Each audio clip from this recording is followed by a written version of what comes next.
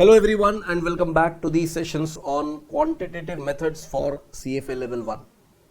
Now we are still into the topic estimation and inference. In the earlier classes we have learned about sampling theory and sampling techniques. From here we are starting with sampling distribution. Now before I start with sampling distribution, I am giving you the background for understanding sampling distribution. So in this particular discussion, I am not even going to define what exactly is sampling distribution. We are kind of making a foundation ready to understand what is sampling distribution. So I am sure you understand my objective, that we are first talking about different probability distributions or simply different types of distributions, and then we enter into sampling distribution. So we begin with what is discrete uniform distribution. Please acknowledge this fact, whatever I said, that I haven't started with the discussion on sampling distribution. We are separately understanding some other distributions that will build a foundation for you to understand sampling distribution. And it is the next class from where I actually address what is sampling distribution, and we begin the discussion from there. Right now my objective is to make you understand what is discrete uniform distribution. Very simple. You do something, or you can take many examples. Suppose you toss a coin. There can be two possible outcomes, head or tail. The probabilities of occurrence of each outcome is same, correct? Probability of head 1 by 2, probability of tail 1 by 2. You can call it 1 by 2, you can call it 0.5, you can call it 50%. So if I ask you to make a frequency distribution of coin tossing, what will you do? You take just two possibilities, that is, you plot two possibilities, head and tail, probability 1 by 2, probability 1 by 2. The probabilities will fall on a straight line. A straight line over here indicates a discrete uniform distribution. So straight line over here is indicating discrete uniform distribution, because the 2 points of probability over here, whatever you are plotting on the graph is coming in the straight line. That is what we call as discrete uniform distribution. Uniform distribution means because two outcomes had same probabilities. Now, if I talk about throwing a dice or tossing a dice, there may be 6 possible outcomes, right? 1, 2, 3, 4, 5, 6. To get 1, 2, 3, 4, 5, 6. What will be the probabilities of each of these outcomes? Each probability will be 1 by 6, right? 1 by 6, 1 by 6, 1 by 6, 1 by 6. Same probabilities. So if you draw a histogram, it will be giving a flat line, horizontal line, correct? This is what we call as discrete uniform distribution. On the other side, if it is a normal distribution, how do you find a normal distribution? A discrete uniform distribution will show a flat line. A normal distribution will be a bell-shaped curve, something like this, right? So we are going to understand about the distribution of means in a sample, which we call as sampling distribution. But as I said, right now we need to understand what is exactly the discrete uniform distribution. So let us read this. It says a discrete uniform distribution is one in which all possible outcomes are equally likely.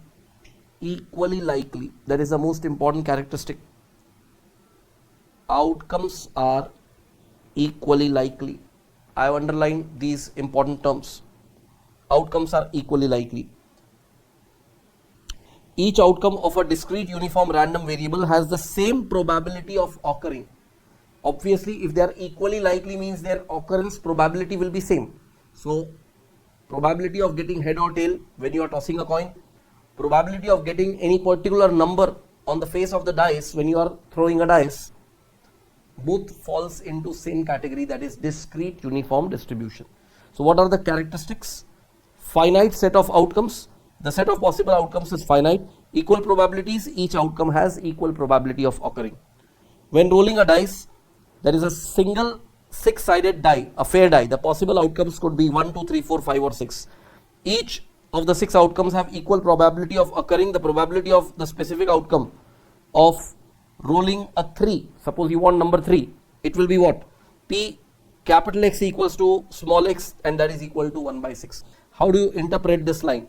Suppose probability of getting 3 out of any given value. So basically X is the outcome of the die roll and X is any value from 1 to 6. So this capital X will be the required number, that is 3. So I can write it this way for you to have a better understanding. If I write P within brackets 3 equal to 1, 2, 3, 4, 5, 6. That means I am asking probability of getting the number 3, out of 6 possible outcomes. So that probability will be how much? That probability will be 1 by 6. This is how we mention the probabilities of occurrence. In case of a discrete uniform distribution, the outcome will be uniform and will have a uniform distribution. That is why the title of discussion over here is discrete uniform distribution. So I am sure you understood the meaning of this line, that capital X represents the outcome that you want to experience and small x could be the range of numbers from 1 to 6 in case of a dice. That is what explained in this line. So guys, law of large numbers, this is what we are going to talk about. Before I start with law of large numbers, let me ask you one question and I want your active responses in the chat box. So tell me, if I give you a fair coin which is not biased, and I ask you to toss that coin, and if I ask you what will be the probability of head, you will say sir 1 by 2. What will be the probability of tail? You will say 1 by 2. If you are tossing that coin, I ask you to toss it 10 times. Is it necessary that 5 times you will get head and 5 times you will get tail? No, it is not necessary, and you all agree with me, correct? You all agree with, everyone said no. So it won't happen. But if I ask you to toss that coin 1,000 times, what will happen? The number of heads and number of tails that you will observe again may not be 500 and 500, but will be very close to the probabilities as 0.5. That means very close to 500, because this is what we call as law of large numbers. The larger the observation frame, the more accurate results you will be getting. If you take a very small sample, your sampling will have a big error, because the nature of the sample and the nature of population will have a lot of difference in their characteristic possible, right? When you are taking a very small sample, but if you take a sufficiently large sample, what will happen? Law of large number says the sample will have more peculiar characteristics resembling the population. That is what we call as law of large numbers. Let us read it. Law of large numbers. The law of large numbers is a fundamental theorem in probability and statistics that describes the result of performing the same experiment a large number of times. It underpins many statistical principles and is crucial for understanding the behavior of averages in large samples. What it is crucial for, that is important. For understanding the behavior of averages in large samples. That is the most important utility of law of large numbers. What does it say? The law of large numbers state that as the size of a sample increases, the sample mean will get closer to the expected value or the population mean. So when I say that when you are tossing a coin, what is the probability of getting head or tail? You are asking or you are suggesting that probability to be 0.5. That is the mean that you have observed from the population. That is the possibility, that is the expected value of the population. But it may not be the observed value in your sample.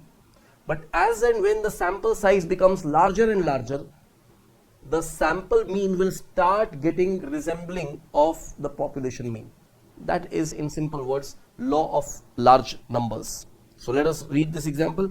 If you toss a fair coin, the expected probability of getting heads is 0.5. According to law of large numbers, as you increase the number of coins tossed, the proportion will get closer to 0.5. Toss a coin 10 times, you may get 6 heads, that is 60%, which is not matching with your expected result. Toss it 1000 times and you might get around 500 heads, that is 50%. Correct? Law of large numbers. Similarly, if you roll a dice, what all numbers can you get? Tell me. What all numbers, when single dice, what all numbers you can get?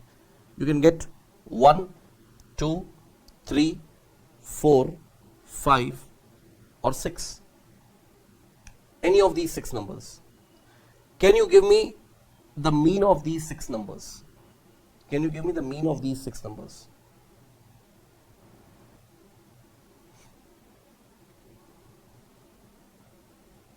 Can you give me the mean of these 6 numbers? Very easy. 1 plus 2 plus 3 plus 4 plus 5 plus 6. Divide by 6. Yeah. So how much is 21 by 6? Aggregate is 21. 21 by 6 will be what? 3. And when you have learned median, correct, no? What we have learned in median, right? Whatever be the number, what we do? Tell me. To find the median, what do we do? It is 6 as the highest value and the midpoint will come somewhere over here. So how do we get that midpoint, the median? It is n plus 1 by 2. Correct, no? Am I right? N plus 1 by 2. So if the largest number in that line is 6, so 6 plus 1 by 2 will give you the median. So in a die rolling, median will be the mean, correct? But that is the expected mean. Now you roll a die 10 times. Suppose you get these numbers. You roll a die 10 times and you get what? 5, 6, 4, 6, 3, 2, again 6. How many times? 1, 2, 3, 4, 5, 6, 7 and then 1, 4 and 5. These are the 10 observations. Can you find the mean of this? Can you find the mean of these? 5 plus 6 plus 4. Now this is not in a sequence, right? These are randomly observed outcomes. The observed outcomes on rolling a die 10 times. Can you find the mean? Can you find the mean? How much is that? 4.2. So when you are getting 4.2, actually it's a coincidence because in my theory that average is 4.2. I randomly give you this to bring it, on a higher side, little higher side. Coincidentally it came to 4.2. So it happens sometimes. This is what we call as a coincidence in reality. Anyway, getting back to our point, it says if you roll a die 10 times, you may get average of 4.2. Whereas the required average should be what? 3.5, because we took the average of these 6 numbers, right? Which are equally probable. So roll it 1000 times and your average will get closer to 3.5. So guys, that is what we call as law of large numbers. So what did we learn in this discussion by far? What did we learn? What is the discrete uniform distribution? Correct? What is the discrete uniform distribution? And what is law of large numbers? connecting to this concept is another very important concept, that is CLT. Very important concept, CLT. Central limit theorem. I'll give you the technical details of central limit theorem, but fundamental understanding of this theorem without going into technicalities is what I want you to build.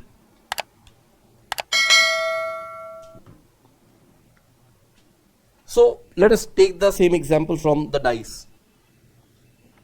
So we are rolling a dice. One die, if you roll, what all outcomes you can get? You can get 1, 2, 3, 4, 5 and 6. 6 outcomes with equal probabilities. But now think and tell me, what will happen if you roll 2 dice? So now it is, you have 2 dice that you are rolling. This was outcome of rolling a single dice. Single dice, double dice. If you roll a dice, a single dice, you can have 6 possible outcomes with equal probabilities. Now you pick 2 dice together, roll them together. How many outcomes you may have? It will not be 1, because the sum of the 2, the number that is displayed, you have to count that, right? The sum of the numbers displayed on the 2 dice taken together will begin with the smallest number being 2. Am I right? Smallest number will be 2, because the lowest number on each dice will be what? Lowest number on each dice will be 1. So 1 and 1. So it is 2 as the smallest number. Then the next number will be 3, then 4, then 5, then 6. I am talking about the sum of, that is the aggregate of the 2 values displayed on the face of the dice. 6, 7, 8, 9, 10, 11 and 12. Now, what will be the probability that you get 2? What will be the probability that you get 2? Tell me. You are throwing 2 dice or rolling 2 dice together. What is the probability that you get exact 2? Only one possible outcome, that both the dice display 1 and 1. First tell me, when you are throwing a single dice, there are 6 possible outcomes. When you are throwing 2 dices together, what possible outcomes you have? This is a big misconception when you are saying 12 outcomes. 1 dice you get 6 outcomes, 2 dice you won't get 12 outcomes. That shows that somewhere your probability concepts are little weak.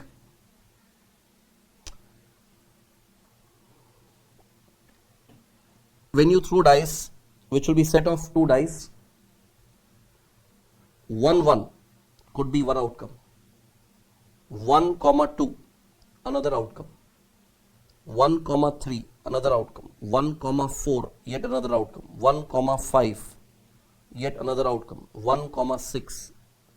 That means one dice is consistently showing 1, another is showing 1, 2, 3, 4, 5, 6 like that.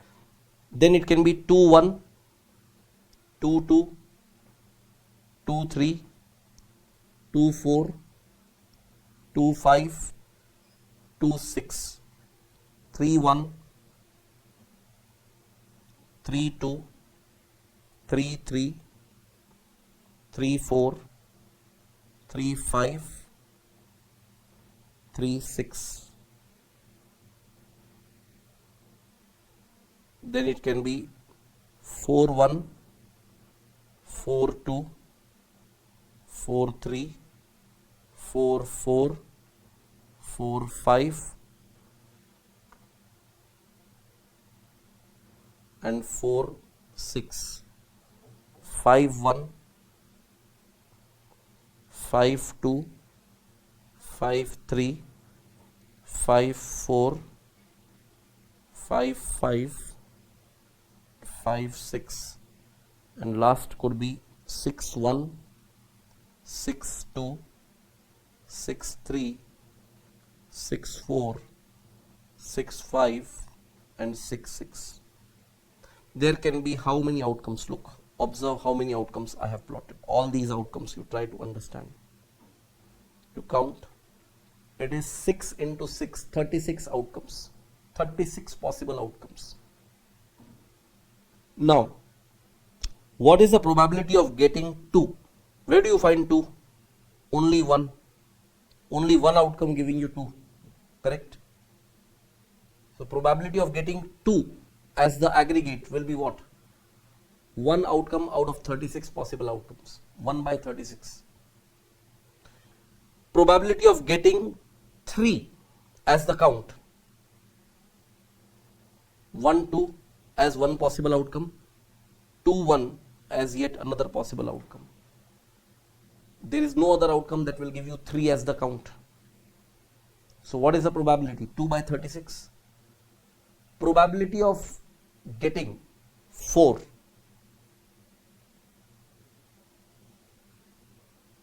3, 1, 2, 2, 1, 3. That will give you 4. These 3. 3 outcomes. Probability of getting 5. Probability of getting 5. 4, 1, 3, 2, 2, 3, 1, 4. Diagonally, if you keep moving, you will get the required probability. What about probability of getting 7? Probability of getting 7. 6, 1, 5, 2, 4, 3, 3, 4, 2, 5, 1, 6. 6 by 36. If I ask for probability of getting 10, 6, 4, 5, 5, 4, 6. 11, 6, 5, 5, 6. 12, only one outcome. So probabilities initially start rising and from the mid value it starts declining. What I am trying to explain, if you are talking about rolling a dice, you can get 1, 2, 3, 4, 5, 6. Each of these 6 outcomes having probability of 1 by 6 each. 1 by 6, 1 by 6, 1 by 6, 1 by 6, 1 by 6. If you make a histogram about the frequency distribution, you get a flat line, discrete uniform distribution, because we took a single dice. That means in my sample I took only one dice. I am playing with one dice only. What if I start playing with 2 dices? This will not be the outcome. Let us identify the outcome over there. What will be the outcome? Tell me. If I am having 2 dices, we have seen. If I draw a line,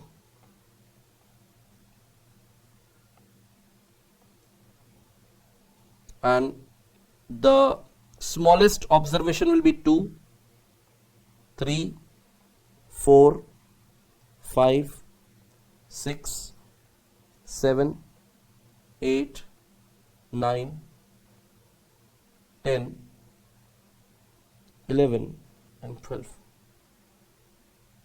Now tell me, what will be the probability of 2 occurring? That is the aggregate of the 2 dice face showing aggregate as 2. Only one chance. Probability will be what? 1 by 36. Probability of occurrence of 3, 2 by 36. Probability of occurrence of 4, 3 by 36. 5, 4 by 36. 6, 5 by 36. 7, 6 by 36. We observed that. But if you go beyond 7, like if you go to 8, find outcomes which gives you total as 8. 8, 6, 2, 5, 3, 4, 4, 3, 5, 2, 6. 5 outcomes. So when we come to probability of getting 8, the probability comes to 5 by 36. For 9 it will be 4 by 36. For 10 it will be 3 by 36. 11 it is 2 by 36. 12 it is 1 by 36. If you plot it graphically, if you plot for all this, for 2 you get only one outcome, for 3 you get 2 outcomes, for 4 you get 3, 5 you get 4, 6 you get 5, for 7 you get 6, for 8 again you get 5, then again 4, after 4 it is 3, 2, 2 and 1. You join all these dots and look at the distribution type. What is happening? With a single dice, it was a discrete uniform distribution. With just 2 dice, can you see the plateau becoming? That is a peak becoming. That means what? It is already tending towards a peaked distribution and the peak is coming at the center. That means what will happen if you keep on increasing the number of dice? The extreme values of getting lowest total or highest total, the extreme values will have low probability and the mid values will have high probability. Isn't it tending towards normal distribution? Now, law of large number works over here. Single sample, discrete uniform distribution remains discrete uniform distribution. 2, it is already showing a kind of mountain. 3, 4, 5, you keep on increasing the number of dice, the mountain will get a bigger and bigger peak, and one fine point of time it will become a proper bell-shaped curve, which indicates normal distribution. Tendency of a discrete uniform distribution also could convert into a normal distribution if you are having sufficiently large sample. Now in statistics, sufficiently large sample could mean when sample size is equal to or greater than 30. So I have shown you this outcome just with 2 dice. What will happen if it is 3, 4, 5? What will happen if you are taking 30 dice rolled together? The extreme values, 30 dice, extreme values, lowest value will be 30, highest value will be 6 times of 30, 180. So lowest value will be 30, highest value 180. The probabilities of these two will be very little, but outcomes could be any number between 30 and 180. So 30, 31, 32, 33, 34, 35. As you come to the center, the probability will be very high probability. 30 is considered as the large sample. Anything above 30 is definitely a large sample. Anything which is 30 or above as sample size will become large sample. So what would be small samples if the sample size is below 30? If the sample size is below 30, it will be treated as a small sample. So that is where we are talking about law of large numbers. And what I just explained to you, I explained it to you because when I show you the technical content about the central limit theorem and sampling distributions, standard error, that time it will be more of technicality. So over there I will not get an opportunity to write, so I have explained to you a bit of central limit theorem already, but mainly I am going to discuss about that in the follow-up class. In this class we just were supposed to discuss this much. So thank you very much for attending the class.